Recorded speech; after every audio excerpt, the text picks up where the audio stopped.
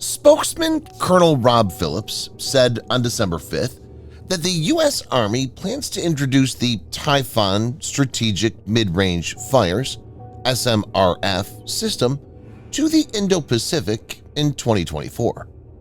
In announcing this, he cited previous statements made by General Charles Flynn, the commander of the U.S. Army's forces in the Pacific. Flynn told reporters last month at the Halifax International Security Forum that the system will be put into service. He had said, "I'm not going to say where and when, but I will just say that we will deploy them in the region." In this video, Defense Updates analyzes how the Typhon system in the Indo-Pacific would put China on its back foot. Let's get into the details. Before we proceed, a word on NordVPN, which is one of the most trusted VPN brands worldwide that has a no-log policy validated by Deloitte, an industry-leading Big Four auditing firm. NordVPN provides an encrypted tunnel that protects your privacy by preventing external entry to your internet traffic, as well as enabling you to access content that's blocked based on geolocation. Best of all, with one NordVPN account, you can secure up to 6 devices at the same time. Get an exclusive NordVPN deal with massive savings by going to nordvpn.com/defense or clicking the link in the description. It's risk-free with Nord's 30-day money-back guarantee.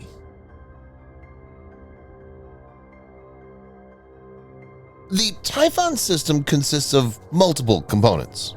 This includes an MRC battery operation center and 4 Mark 41 derived vertical launch system (VLS) launchers mounted on modified trailers, as well as M983A4 tractor trucks that are expected to be the prime movers for the overall battery. Mark 41 VLS is a proven system. Ticonderoga class has 122, and Arleigh Burke class has 96 of these cells.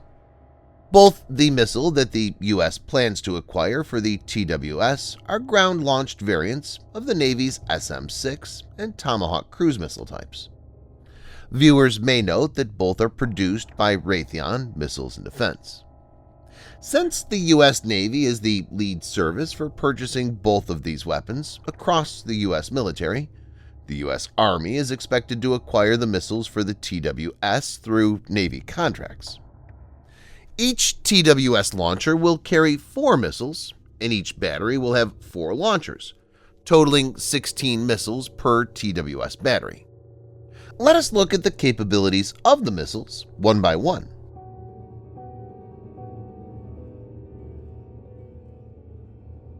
The RIM-174 Standard Extended Range Active Missile (ERAM) or Standard Missile 6 (SM-6) has been deployed by the U.S. Navy to counter different kinds of threats. It was designed for extended-range anti-air warfare (ERAAW) purposes, providing capability against fixed and rotary wing aircraft, unmanned aerial vehicles, anti-ship cruise missiles in flight, both over sea and land, and terminal ballistic missile defense. It can also be used as a high-speed anti-ship missile. Its high-velocity and quasi-ballistic missile mode of attack makes it difficult to defend against and defeat. The missile uses the airframe of the earlier SM-2ER Block 4 RIM-156A missile and some targeting elements from AIM-120C AMRAAM. It can discriminate targets using its dual-mode seeker, with the semi-active seeker relying on a ship-based illuminator to highlight the target, and the active seeker having the missile itself sends out an electromagnetic signal. SM-6 has a max speed of Mach 3.5, a range of 230 miles or 370 kilometers, and a 140-pound or 64-kilogram blast fragmentation warhead. The missile has 2 variants, Block 1 and Block 1A, in service, while a third version, Block 1B, is in the works. Though the current variants are thought to be effective against hypersonic threats, the new Block 1B variant is expected to see some major upgrades to propulsion and guidance. It's expected to be able to reach hypersonic speed itself and therefore has an enhanced performance envelope. The SM-6 can be provided target information from off-board sensors, so even if the launching platform may not be able to detect or track a threat, the missile could still be used to neutralize it.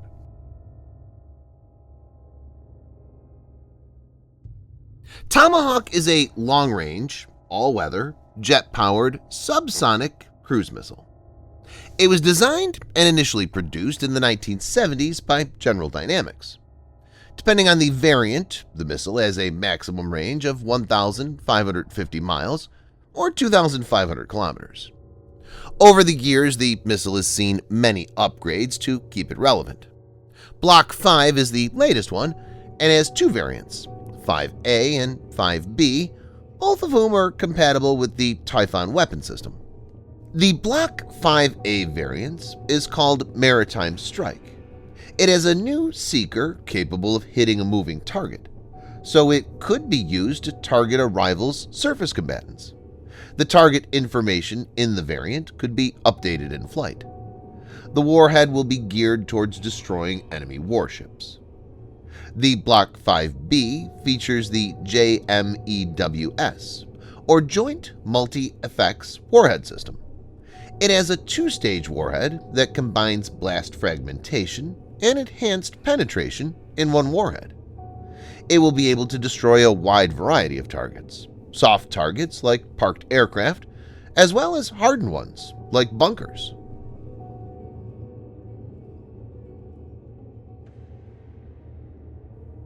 The U.S. Army conducted successful tests of Typhon with Tomahawk and SM-6 missiles earlier this year, so it's not surprising that the system is ready for deployment by next year.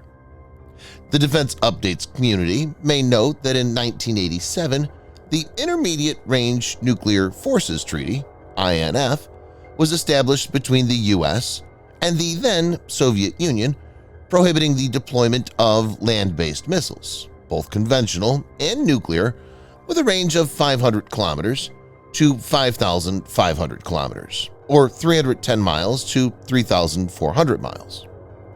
However, the U.S. withdrew from the INF in 2019, asserting that Russia had covertly conducted tests and deployed missiles in violation of the agreement.